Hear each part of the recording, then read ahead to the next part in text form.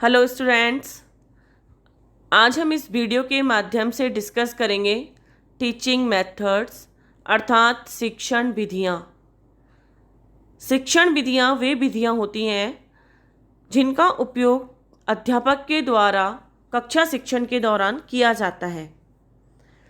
अध्यापक अपनी बात को अपने विद्यार्थियों को समझाने के लिए, उनके समक्ष प्रस्तुत करने के लिए जिन विधियों का, जिन मेथड्स का यूज़ करता है, वही मेथड्स शिक्षण विधियाँ या टीचिंग मेथड्स कहलाते हैं। प्रत्येक सब्जेक्ट की अपनी अलग अलग उद्देश्य होते हैं, उनको समझाने का तरीका भी अलग अलग होता है। तो प्रत्येक विषय के लिए शिक्षण विधियाँ भी अलग अलग होती हैं। यहाँ पर हम प्रदर्शन विधि अर्थात डेमोन्स्ट्रेशन मेथड के बारे में डिस्कस करेंगे। प्रदर्शन विधि क्या है?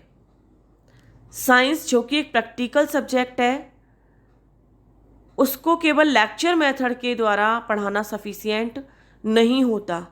तो साइंस के क्षेत्र में प्रयोग प्रदर्शन विधि का महत्व ज़्यादा बढ़ जाता है। इस विधि में छात्र एवं शिक्षक दोनों ही सक्रिय रहते हैं।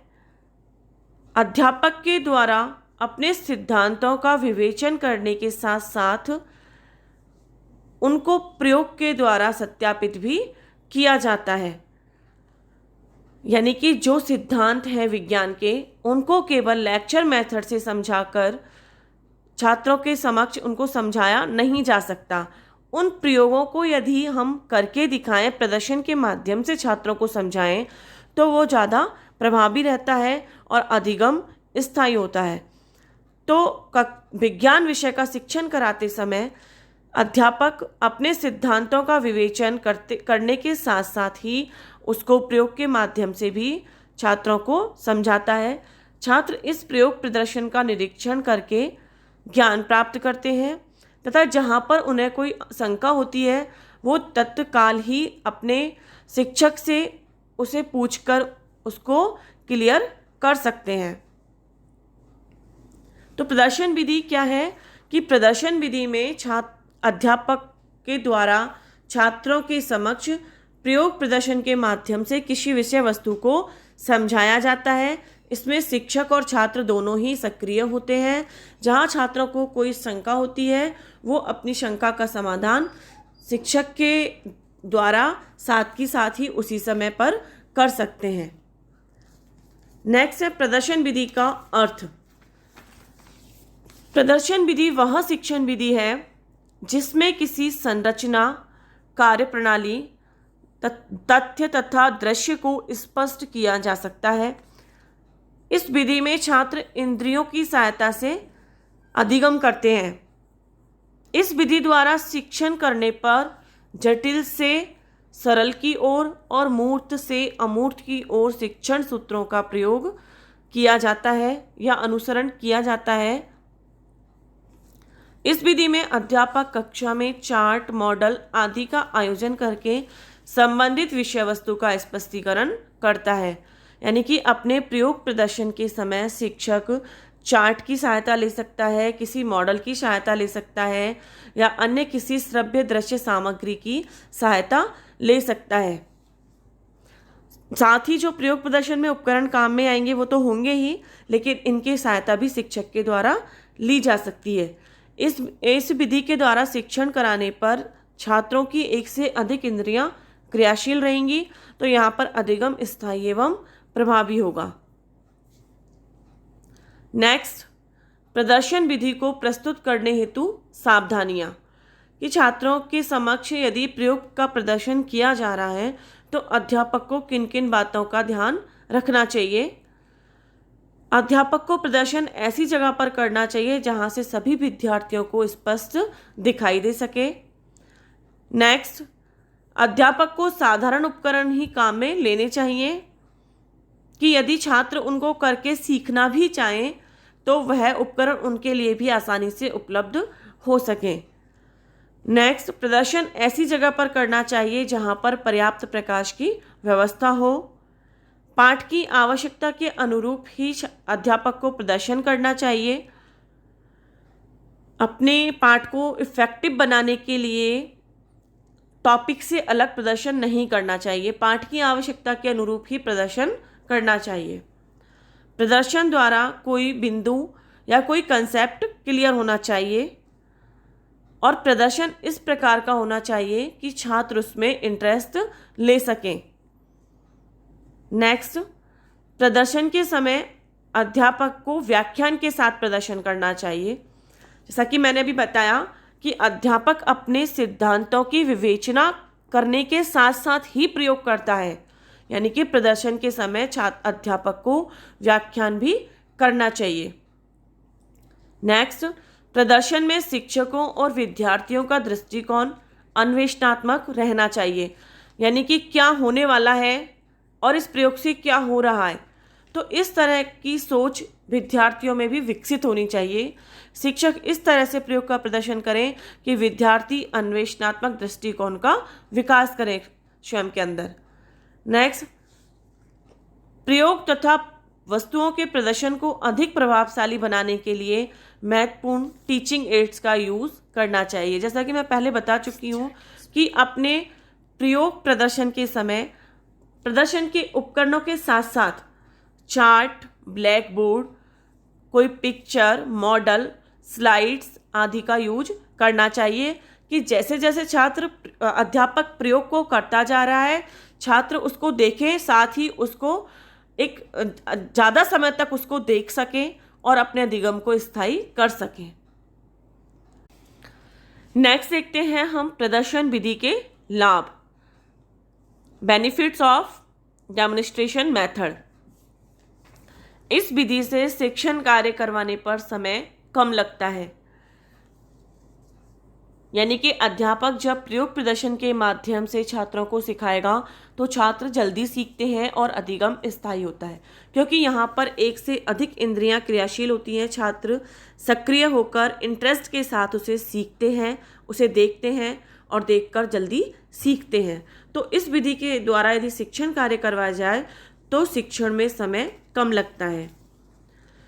नेक्स्ट, अधिक कठिन प्रयोगों या जोखिम भरे प्रयोगों को अध्यापक के द्वारा प्रदर्शित करके समझाया जा सकता है। जिनको छात्र करने में असमर्थ हैं उनको अध्यापक सावधानी पूर्वक छात्रों के समक्ष प्रस्तुत करेगा और छात्र उनको देखकर सीख लेंगे।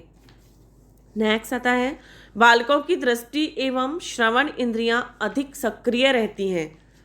जैसा कि मैंने अभी आपको बताया कि एक से अधिक इंद्रियां क्रियाशील होती हैं, इसलिए इस विधि के द्वारा करवाया गया अधिगम प्रभावी एवं स्थायी होता है।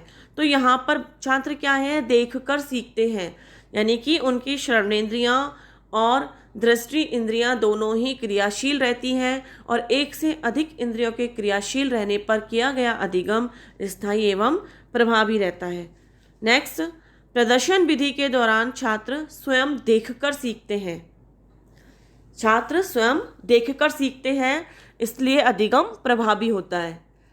यह शिक्षण विधि छोटी कक्षाओं के लिए अधिक उपयोगी विधि है। यदि हम छोटी कक्षाओं के छात्रों को इस विधि के द्वारा शिक्षण करवाएं तो शिक्षण ज़्यादा उपयोगी है। बड़ी कक्षाओं में प्रयोग प्रदर्शन के साथ साथ वहाँ पर उन छात्रों को एक्सपेरिमेंट के लिए भी दिया जा सकता है, लेकिन छोटी कक्षा के छात्र एक्सपेरिमेंट करने में असमर्थ होते हैं, तो यहाँ पर प्रयोग प्रदर्शन के द्वारा उन्हें बहुत अच्छे से हम अपनी विषय वस्तु को समझा सकते हैं। नेक्स्ट आता है, प्रयोग प्रदर्शन शिक्षक द्वारा किए जाने से उपकरणों की टूट फूट कम होती है, यानी कि टीचर अपने हिसाब से उनको मैनेज कर लेता है, तो यहाँ पर उपकरणों की टूट फूट कम होती है। नेक्स्ट, छात्रों की निरीक्षण, तर्क एवं विचार शक्ति का विकास होता है कि छात्र प्रयोग को देखकर सीखते हैं तो उनमें सोचने की और विचार करने की क्षमता का विकास होता है। इस विधि से प्राप्त ज्ञान अधिक स्थायी होता है। मैंने जैसे कि अभी आपको बताया कि एक से अधिक इंद्रियां क्रियाशील होने के कारण प्राप्त किया गया ज्ञान अधिक स्थायी एवं प्रभावी होता है।